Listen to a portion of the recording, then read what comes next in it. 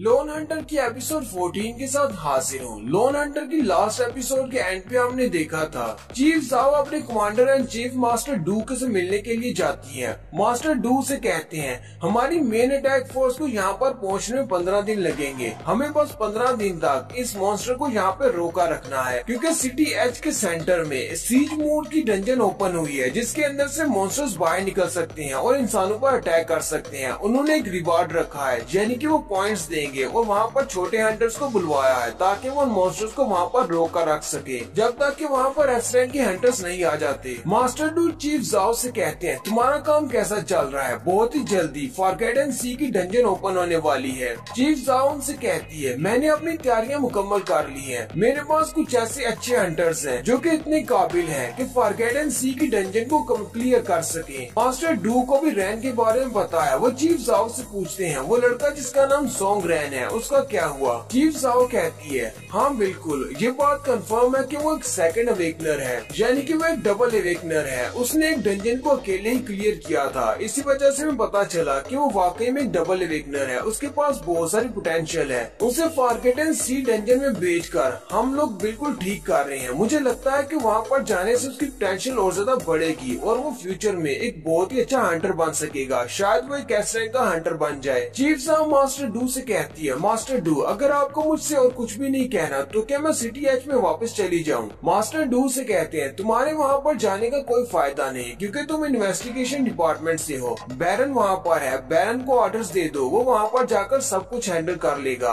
Mister trader का real name बैरन है। वैसे थोड़ी देर पहले मुझे बैरन की एक रिक्वेस्ट मिली थी, वो चाहता है कि मैं रैन को स्काई टावर में जाने के लिए परमिशन दे दूं, वो अपनी मर्जी से वहाँ पर आ जा सके। मुझे लगता है कि बैरन को भी सारी बात का अंदाजा है कि अगर हम लोगों ने फॉरगेटन सी की डंजन को फेल कर दिया, हम उसे क्लियर नहीं कर पाए, तो फिर बैरन को सुसाइड मिशन पर भेजना पड़ेगा। और साथ ही मास्टर डू खांसना शुरू कर देते हैं। चीफ जाओ से कहती है मास्टर डू क्या आप ठीक है। मास्टर डू से कहते हैं हाँ बिल्कुल ठीक हो, बस थोड़ा सा बीमार हूँ। फिर वो से कहते हैं क्या तुम मेरे साथ बैठकर टी पीना चाहोगी। वैसे भी हमारे पास अब ज्यादा वक्त नहीं है, सेज मोड की डंजन ओपन हो चुकी है। हमने जितना हिसाब लगाया था उससे बहुत ज्यादा जल्दी होता जा रहा है, हमारे पास ज्यादा टाइम नहीं, हम लोग बहुत ज्यादा बिजी होने वाले हैं। नेक्स्ट सीन सिटी एच का दिखाया जाता है, जहाँ पर सेज मोड से निकलने वाला एक ही मॉन्स्टर उन सारे हंटर्स के ऊपर बारी पार रहा है। वहाँ पर एक गिल्ड के मेंबर्स उस मॉन्स्टर के साथ फाइट कर रहे हैं, लेकिन वो उस मॉन्स्टर का सामना नहीं कर पा रहे क्योंकि उस मॉन्स्टर के पास अपनी एक शील्ड है और उस शील्ड की वजह से उन सारे हंटर्स के अटैक उसके ऊपर बिल्कुल बेअसर है। रैन भी टैक्सी में बैठकर उसी तरफ आ रहा होता है। रैन उस टैक्सी वाले को अपना कार्ड देते हुए कहता है तुम्हारे कितने पैसे हो गए। वो उसे कहता है लिटिल ब्रदर इसकी कोई जरूरत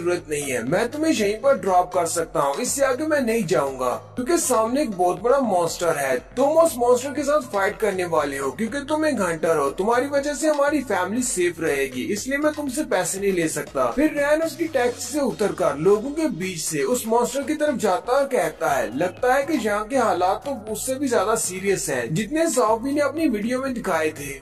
सामने एक बड़ा सा जाइंट मॉन्स्टर खड़ा होता है। रैन कहता है तो ये वो जाइंट मॉन्स्टर है जो कि सीज मोड में से निकला है। रैन कहता है ये तो बहुत ही बड़ा है और साथ ही वो अपनी असैसिन फार्म को एक्टिवेट करते हुए अपने दोनों डैगर्स निकाल लेता है। रैन जैसे उस पर अटैक करने के लिए आगे बढ़ने लगता है, वो सामने एक बिल्डिंग के अंदर देखता है। एक बिल्डिंग की खिड़की में एक छोटी सी लड़की खड़ी होती है और वो बड़ा सा जाइंट मॉन्स्टर भी अपने बड़े से बैट के साथ उस बिल्डिंग को तोड़ रहा होता है। जैसे वो मॉन्स्टर उस बड़ी सी बिल्डिंग को हिट करता है, वो बिल्डिंग टूट जाती है और वो बच्ची उसके अंदर से नीचे की तरफ गिर जाती है। रैन को कुछ भी समझ नहीं आ रही होती। रैन कहता है अब मैं क्या करूं, मैं उस बच्ची को कैसे बचा सकता हूं। उसी वक्त डार्की भागता हुआ आता है। डार्की बड़ी स्पीड के साथ भागता हुआ आगे की तरफ जाता है और एक जबरदस्त जंप लगाता है और साथ ही हवा में वो अपनी वेयरवुल्फ फॉर्म में चला जाता है और उस बच्ची को कैच करके नीचे उतर आता है। रैन कहता है चलो शुक्र है डार्की ने इस बच्ची को बचा लिया। साथ ही वो पीछे की तरफ देखता है तो ज़ॉम्बी वहीं पर खड़ी होती है। ज़ॉम्बी उसे कहती है मुझे पता था तुम यहाँ पर जरूर आओगे। साथ ही वो उसकी वीडियो भी बना रही होती है। ज़ॉम्बी अपनी ऑडियंस से कहती है डार्की के लिए डोनेशन भेजना मत भेजिएगा, डार्की ने अभी अभी एक बच्ची को बचाया है।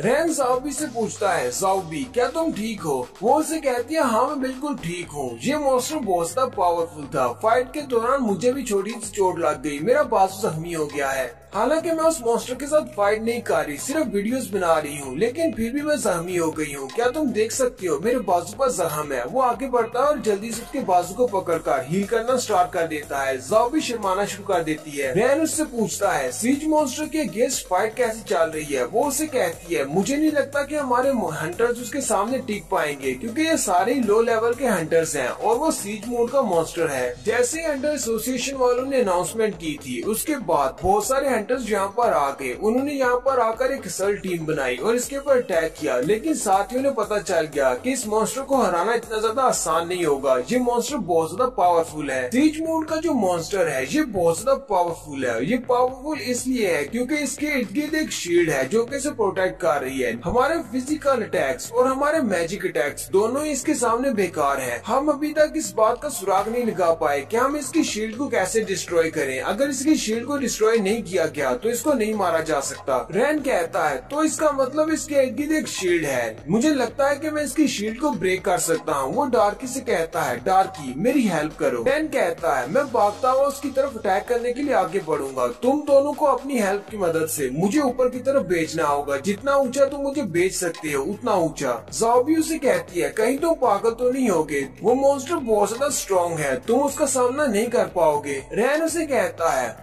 अगर मैं उसके साथ फाइट नहीं करूंगा तो मुझे पता कैसे चलेगा कि मैं उसको हरा सकता हूँ या नहीं। ज़ाओ भी उसे कहती है लास्ट टाइम भी तुमने ऐसे ही कहा था। चलो फिर ठीक है, अब तुम कह ही रहे हो तो मैं तुम्हारी हेल्प कर देती हूँ। और साथ ही वो अपनी लाइव स्ट्रीम को बंद कर देती है और उन सब से कहती है अभी मुझे कुछ बहुत ही जरूरी काम करना है। जबकि ऑडियंस वाले उसे कह रहे होते हैं अभी तो मजा आने वाला था, तुम अभी बीच में इस लाइव स्ट्रीम को बंद कैसे कर सकती हो। अब तुम्हारा बॉयफ्रेंड यहाँ पर बैटलफील्ड पर क्या आ गया, तुम तो अपने फैंस को भूल ही गई हो। ज़ाओ भी अपनी वीडियो को बंद करने के बाद रैन से कहती है चलो फिर ठीक है करते हैं। और साथ ही वो अपने पावर्स को रिलीज कर रही होती है कि उसी वक्त उन्हें पीछे से बाइक के चलने की आवाज आती है। एक बंदा बाइक के ऊपर बैठा होता है और वो बड़ी स्पीड के साथ आगे की तरफ बढ़ रहा होता है। वो इन सब से कहता है तुम सब लोग रास्ते से हट जाओ, ये मॉन्स्टर मेरा है, मैं इसको मारूंगा। और वो उनके पास से बड़ी स्पीड के साथ सूश करके गुजर जाता है और उन सब से कहता है तुम सब लोग यहाँ पर खड़े रहकर वैसे भी इस मॉन्स्टर को नहीं मार पाओगे, इसलिए घर चले जाओ, ये मॉन्स्टर मेरा है, सारा इनाम मुझे मिलेगा। रैन कहता है अब ये वाला बेवकूफ कौन है, चलो छोड़ो इसे, हम लोग अपने मिशन पर काम करते हैं। फिर रैन आगे की तरफ भागना शुरू करता है और डार्की से कहता है डार्की चलो मेरा साथ दो। डार्की और रैन दोनों ही भागते हुए सीज मोड के मॉन्स्टर की तरफ आगे की तरफ जाते हैं। जबकि उस मॉन्स्टर के साथ अभी भी कुछ लोग फाइट कर रहे हैं। वहाँ पर एक लड़की होती है जो कि अपनी पायरोकाइनेसिस को यूज कर रही होती है, यानी कि फायर अटैक्स को यूज करते हुए उसकी शील्ड को डिस्ट्रॉय करने की कोशिश करती है, लेकिन उसका अटैक उसके ऊपर बिल्कुल बेअसर होता है। वो अपने गिल्ड लीडर से कहती है गिल्ड लीडर मेरा अटैक इसके ऊपर कुछ भी काम नहीं कर रहा। उनमें से एक हंटर कहता है पहले हम इसकी शील्ड को एनालाइज करते हैं कि इसकी शील्ड काम कैसे करती है, उसके बाद उसको डिस्ट्रॉय करने की कोशिश करते हैं। वो लोग अभी वहीं पर खड़े बातें कर रहे होते हैं कि वही बेवकूफ जो कि मोटरसाइकिल पर था वो अपनी मोटरसाइकिल के साथ ही ऊपर की तरफ जंप करता है और ला ला ला करता हुआ सीधा उस मॉन्स्टर के ऊपर अटैक करने के लिए जाता है। गिल्ड लीडर जो कि पहले से वहाँ पर फाइट कर रहे हैं वो कहता है अब ये बेवकूफ कौन है, ये यहाँ पर कैसे आ गया। असल में ये बाइक वाला लड़का ये भी एक गिल्ड का प्रेसिडेंट है। वो जल्दी से अपनी नाइफ को निकाल लेता है, हवा में ही उस मॉन्स्टर के ऊपर अपने डबल स्ट्राइक मूव को यूज करता है, लेकिन कुछ भी नहीं होता क्योंकि उसके तो एक शील्ड है। लेकिन शो ऑफ करने के चक्कर में उसकी बाइक नीचे गिरकर टूट जाती है और वहीं पर उसमें धमाका होता है। वो लड़का अपनी बाइक की तरफ देखता है और कहता है इस मॉन्स्टर की वजह से तो मेरी बाइक तबाह हो गई, लेकिन इस मॉन्स्टर के ऊपर तो एक स्क्रैच भी नहीं आया, मुझे फिर से ट्राई करना होगी। अब मुझे नई बाइक खरीदने के लिए पहले इस मॉन्स्टर को मारना होगा, फिर मुझे कुछ पॉइंट्स मिलेंगे। गिल्ड लीडर उसे कहता है लड़के तुम इसके ऊपर चाहे 100 बार भी अटैक कर लो फिर भी इसके ऊपर जरा भी डैमेज नहीं होगा, क्योंकि इस मॉन्स्टर के पास एक बहुत ही पावरफुल शील्ड है। वो लड़का उसे कहता है तुम अपनी बकवास बंद करो, मुझे अटैक करने दो, ये मॉन्स्टर मेरा है, मैं इसे मारूंगा। क्योंकि दूसरी तरफ से रैन को भी दिखाते हैं। रैन भी भागता हुआ जंप करने की तैयारी में होता है। वो नीचे से ऊपर की तरफ जंप करता है, डार्की भी उसके साथ ही ऊपर की तरफ जंप करता है। हवा में जाने के बाद रैन डार्की से कहता है चलो डार्की मुझे ऊपर की तरफ पुश करो। डार्की अपना हाथ ऊपर की तरफ करता है, रैन उसके हाथ के ऊपर अपना पाँव रखते हुए ऊपर की तरफ पुश करते हुए एक डबल जंप करता है। रैन जो कि सीधा उड़ उड़ता हुआ उस बॉस मॉन्स्टर की तरफ जा रहा होता है और कहता है, मुझे नहीं पता कि इसकी शील्ड कैसे काम करती है, लेकिन शायद मेरे डैगर्स के अटैक्स की वजह से इसकी शील्ड टूट जाए। तब के वहीं पर वो सुरख बालों वाला लड़का भी नीचे से उसके पाँव पर अटैक कर रहा होता है और कहता है, ये मॉन्स्टर मेरा है, मैं किसी को भी नहीं लेने दे सकता, मुझे जल्दी से इसे मारना होगा। रैन जंप करते हुए उस मॉन्स्टर के करीब पहुंच जाता है और जैसे ही अपने डैगर्स उसकी बॉडी में दंसाने लगता है, वहाँ पर एक शील्ड होती है। रैन कहता है, मेरे डैगर्स तो उसकी शील्ड के अंदर दंस ही नहीं रहे, लेकिन साथ ही उसके पास विंडो ओपन होती है और कहा जाता है कि तुम्हारा प्रिसाइज अटैक वाला मूड एक्टिवेट हो चुका है। और जैसे ही उसका वो मूड एक्टिवेट होता है, उसके डैगर्स उसकी शील्ड के अंदर दंस जाते हैं। रैन के डैगर्स उसकी शील्ड के अंदर जाने की वजह से उसकी शील्ड टूट जाती है और रैन का डैगर उसके कंधे में दंस जाता है, जिससे उस बेचारे का ब्लड निकलना शुरू हो जाता है। वो मॉन्स्टर चिल्लाना शुरू कर देता है और साथ ही वो मॉन्स्टर एक जबरदस्त चीख मारता है, जिससे रैन नीचे की तरफ गिर जाता है, लेकिन साथ ही उस मॉन्स्टर की शील्ड भी टूट जाती है।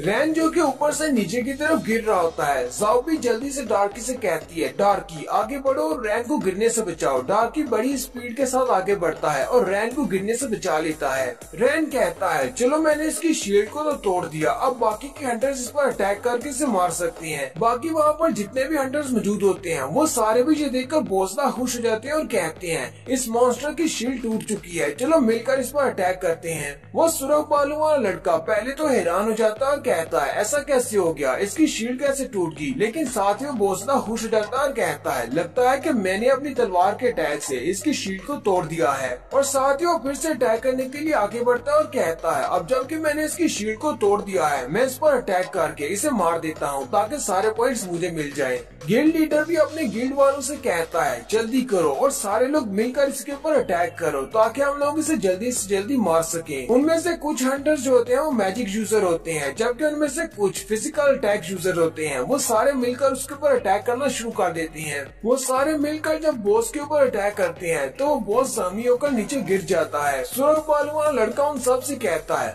ये बॉस सब मर चुका है और इस बॉस को मैंने मारा है क्योंकि इसकी शील्ड को मैंने तोड़ा था। चाहे तुम सब लोगों ने मिलकर इस पर अटैक किया है, फिर भी सारे के सारे पॉइंट्स मैं अपने लिए रखूंगा। वो सारे हंटर उसे कहते हैं, तुम कहाँ से आ गए हो, तुमने कब इसकी शील्ड को तोड़ा, हमने तुम्हें इसकी शील्ड को तोड़ते हुए नहीं देखा। उन सारे हंटर्स का गिल्ड लीडर भी वहीं पर होता है। वो उसे कहता है, बॉस को हम सब ने मिलकर हराया है और वैसे भी हम सब लोगों ने उस लड़के को देखा है जिसने इस बॉस की शील्ड को तोड़ा है, वो तुम नहीं थे। लीडर उसे इशारा करते हुए कहता है, वो लड़का जिसके पास एक वेयरवुल्फ है, उस लड़के ने उसकी शील्ड को तोड़ा है। सुरख बालों वाला लड़का बहुत ज्यादा गुस्सा हो जाता है और रैन से कहता है, मेरी बात याद रखना, तुमने मेरे किल को चोरी किया है, अगली बार मैं तुम्हें मार डालूंगा, मेरे सामने मत आना। रैन उसे कहता है, जाओ और जाकर जो तुमसे करने होता है कर लो। सुरख बालों वाला लड़का बहुत ज्यादा गुस्से में होता है, लेकिन उसी वक्त वहाँ पर एक नए कैरेक्टर की एंट्री होती है। एक लड़की वहाँ पर आती है जो कि हांग-टू ग्रुप की मेंबर है। वो आती है, उसे कहती है, यहाँ पर गुस्सा होने से अच्छा है घर जाओ और जाकर अपनी जान बचाओ, यहाँ पर कहीं मॉन्स्टर के हाथों से मारे न जाना।